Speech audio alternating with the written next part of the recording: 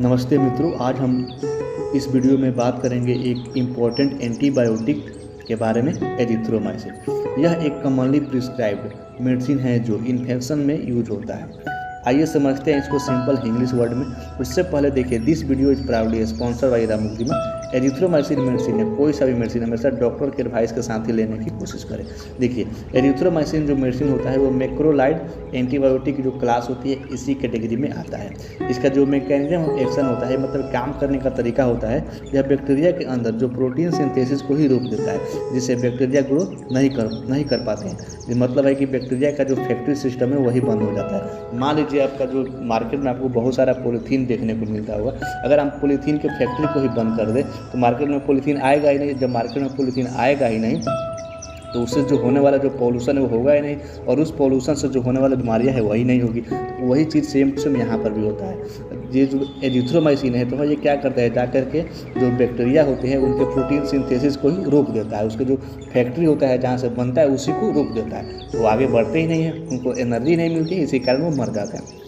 इसके कुछ यूजेज होते हैं, जैसे कि आपको हो गया रेस्पिरेटरी ट्रैक इन्फेक्शन, थ्रोट और ear infection, skin infection, typhoid हो गया, सम एसटीडी लाइक कैलामाइडिया हो गया। ओके, इसके कुछ डोजेज फॉर्म जो होते हैं, टेबलेट आते हैं, सिरप आते हैं और इंजेक्शन भी आते हैं।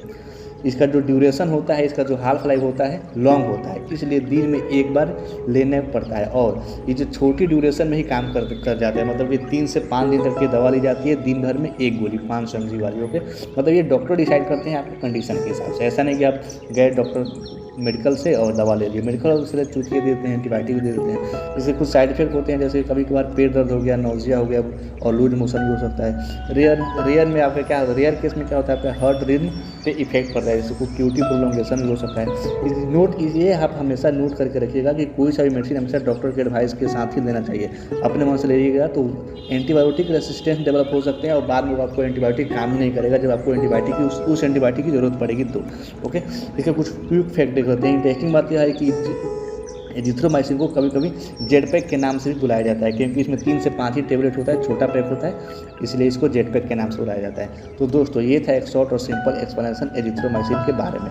अगर आपको ये वीडियो पसंद आए तो लाइक करें और शेयर करें अपनों के साथ, और सब्सक्राइब करना है कि नहीं बिल्कुल आपके ऊपर है। और कमेंट करके आप बता सकते हैं कि ये जो आपका जो ये जो आप मैं ऑब्जेक्टिव क्वेश्चन जो दिया हूँ कमेंट में, उसका आप ऑब्जेक्टिव क्वेश्चन को लगा करके अपना कंसेप्ट क्लियर कर सकते हैं। ओके, और नेक्स्ट कौन सा वीडियो चाहिए, चाहे टर्म चाहे एक्सप्लेन करना है, चाहे तो आप कमेंट बॉक्स में बता सकते हैं। ओके, और ये जो ऑब्जेक्टिव क्वेश्चन इसको मैं कम्युनिटी वाला सेक्शन में भी पोस्ट कर देता हूँ, जाकर के वहाँ से देख सकते हैं। मिलते हैं कल एक नए टर्म के साथ, तब तक के लिए थैंक्स फॉर वॉचिंग।